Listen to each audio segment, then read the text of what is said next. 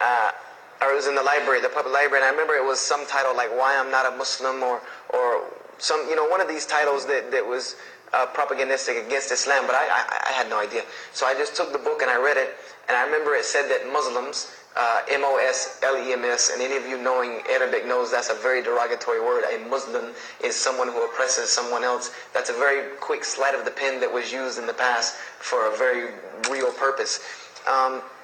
It said that Muslims were people who worshipped a moon god named Allah, who lived in a box in the desert in Saudi Arabia, and they were oppressive to women.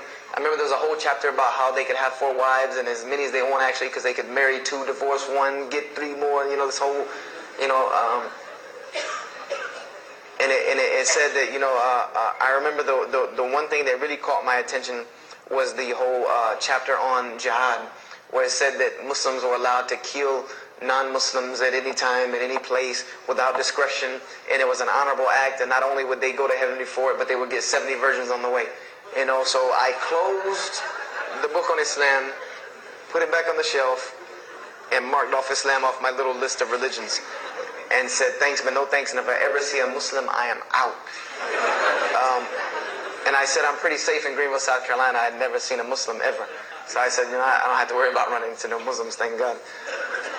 So, I started, just worshiping. I tried to just be a good person, pray to God, ask Him for guidance, try to be a genuinely good person.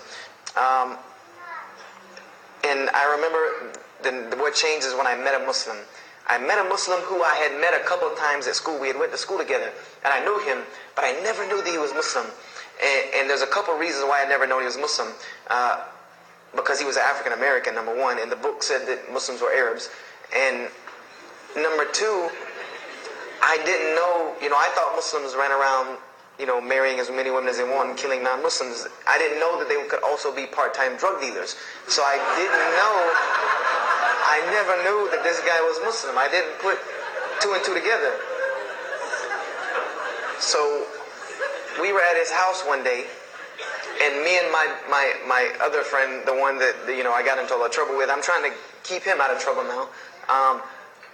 We were at his house, and we were debating something about religion. I forget what even the topic was, but you had 2 teenagers thinking they know everything. And I was trying to explain something to him about the Bible. And that guy came in and was listening. He said, "Have you ever heard of Islam?" I said, "Yes, I've heard all about Islam." He was like, "Okay, so what do you think of it?" I said, "What do you mean what I think of it? That's probably the worst religion I've ever seen on the face of the planet." He's like, "Why?" And he's like, "But I'm a Muslim." I was like, "Man, stop playing." You're an African American. He's like, "So?" I'm like, "The book said you guys were Arab. All the Muslims were Arabs." He was like, "What else did you read in the book?" And I told him. He was like, "Man, what what have you been reading?" He's like, "You need to go to the mosque for Jummah." He's like, he told me, he said, "I'm not a good Muslim." This is what he said to me. He said, "I'm not a good Muslim. I'm not even going to try to front and say I'm a good Muslim." He said, "But I can guide you to some people that can tell you the real truth about Islam," because he knew about my story about wanting to find religion. And he said, "You need to go to the mosque for Jummah." And I said, What's Jummah?" He said, "It's just like church with no chairs." I said, "I can do church with no chairs because in church the chairs were the worst part anyway. Because they had these hard benches that you sit on that are like this, and they're so hard." I said, "That's good. You sit on carpet? Wow, man, every church should be like that." And I said, "Where's the mosque?" He said, "It's on Wade-Hampton Boulevard." I said, "Where on Wade-Hampton Boulevard?" I lived on Wade-Hampton Boulevard. I lived right off of Wade-Hampton Boulevard. He said, "You know where Lee Road intersects with Wade-Hampton?" I said, Yeah, I live on the other side of the intersection." He said, "It's right there." I said, "No, it's not. There's nothing. There's a gas station and a church." He said, "Yeah, you know that church, the Evangelical Missionary Training Facility?" I said, "Yeah, I used to take missionary classes there." He said, "You know that building in the parking lot with the gold thing on top?" I said, the gym?" And he was like, "No, that's the mosque." Because I had always thought it was the gym because it was in the same parking lot and it was just rectangular with 2 glass doors in the front. And you could literally walk in between the church and the masjid and touch them like this. Anyone doesn't believe me, go to Greenville, South Carolina, look at the masjid. You can almost touch both of them just like this. He said, yes, right there. I said, I've never, at first I was shocked. Like, I've been living across the street from all these crazy Muslims all my life. I said, I never knew. And he told me to go to Jummah, and I asked him what time. He said he would meet me there at 1 o'clock in the afternoon on Friday. So I said, okay. I went on Friday, and I'm waiting outside for him. I'm not going inside. That's not happening. And I'm seeing all these people going in. And at this time, it was a predominantly Indo-Paki Arab masjid. Anyone who went in was not American, period. And I did not see even one African American going there. And I did see one, and then when he went in, I heard him talking in a dialect that I realized he was probably from Africa. So I said, he's not American. So I'm not going. I'm waiting, and I'm standing outside, sitting on the church steps, and the imam pulls up and parks right in front of me, who I had no idea he was the imam. But he got out, and he asked me, am I waiting for someone, this, that, and the other? And I explained to him. He said, oh, yeah, we know this brother. You don't see him that much, but we know who he is. He said, I'm glad you came. He was a very, very nice, gentle young man. And he invited me into the mosque, and I kind of wanted to wait on my friend, but I didn't want, at the same time, I didn't want to tell this man I don't want to go in. So I went in, and they put me in the back and gave me a chair anyway. And I said, I came to sit on the floor. And they gave me a chair anyway, and all of these people are piled up in front of me. And there's no Americans here. And I'm starting to wonder, if this is a setup, because it's starting to smell like a setup to me. Because in my mind, I'm like, you've been set up before, and this seems kind of like this. So, and I'm starting to think in my head, scenarios, a young mind at play.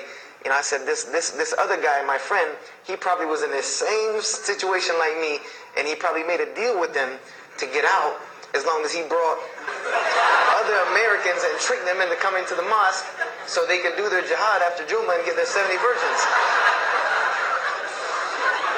So I'm sitting here, and there's all these people in front of me, and then there's a curtain with all these people behind me making noise, and I have no idea who's back here. So I'm stuck in the middle of this. I hear that it's some women, but I don't, there's a curtain. I have no idea. So I'm like, there's something very odd about what's going on right here. I'm like, just let me make it. I'm starting to look for the exit. I'm like, calculating how many people are between me and the exit. I know some martial arts, so I said I might hit a couple of them, and I'm out. And then the imam came, and I just now realized that he was the imam because he got up on the minbar, and they started to call the adhan. And, I said, okay, that man seemed nice. He seemed genuinely nice. So I felt a little more comfort. And then he got up after the adhan, and he started his khutbah. Inna alhamdulillah nahmaruhu. And I said, oh my God. I said, I bet you he's talking about me. And he's being forceful. He was getting loud and banging on the minbar. He's pointing in my direction. I'm like, oh man, I got to get out of here really quick, I said, well, I'm going to take my chances with the women behind me. I'm going through the curtain. And then he started to, when he got done with his Arabic tirade, he started to explain it. That verily all praise belongs to Allah alone, or God alone. And Him do we worship, and Him do we seek help and assistance. We seek refuge with Him from the evil that lies. He explained what he said in Arabic, and it sounded to me so beautiful. It was very, very beautifully prosed, what he said, and I wanted to know where he got that. I said, where did he get that? Because it was only about God and about the nature of ourselves. All of us should know that the beginning of the khutbah, and he quoted the 3 verses from the Quran. Oh, you who believe, fear God as ye should be feared, and do not die. And instead of a state of submission to Islam, he was a very wise man, because he translated everything. It was almost as if he knew I was there and translated everything for me. I remember to this day what the khutbah was about. And I don't know if he did it because I was there, or if that was his already planned khutbah, but it's almost as if it was meant for me. The khutbah was that, the title of it was that the forgiveness of Allah is open to anyone at any time, at any place, no matter what, unless they have committed shirk. And the prose of the khutbah was a very long hadith, that some of you will know. And just to make it short, it was the hadith where the Rasulullah ﷺ met Angel Gabriel, Angel Jibreel, and Angel Jibreel was telling them to tell him that if the Muslims commit this certain sin, to tell them that Allah would forgive them. And every time he would tell the Muslims, they would say, okay.